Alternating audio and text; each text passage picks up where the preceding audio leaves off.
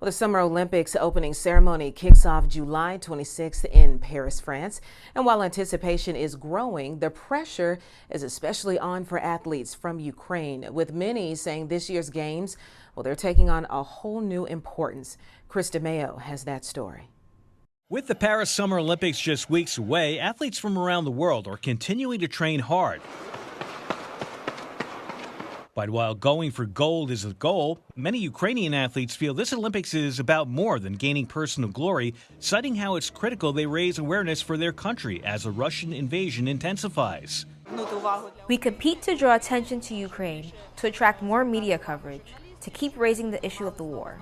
Preparing your body and mind for the Olympics is a challenge of its own, but with more than 500 Ukrainian sports facilities having been destroyed since the war began in 2022, athletes are facing extra hardships.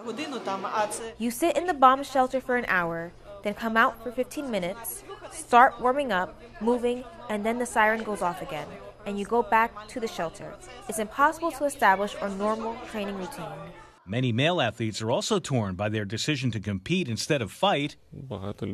At first, you might wonder why many people, especially men, are defending the country while you're simply training. But then you realize that when you go out there, you're raising the Ukrainian flag. The war, meanwhile, is also impacting younger Ukrainians striving to take part in future Olympics.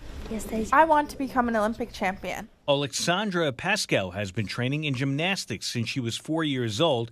Now 8, she's pushing past an injury that resulted in her losing a leg after a Russian missile slammed into her home. Her coach says everyone is mustering the courage to press on. My primary task today is not to achieve high results in sports, but to preserve the mental and physical health of our children. Chris DeMeo, Fox News.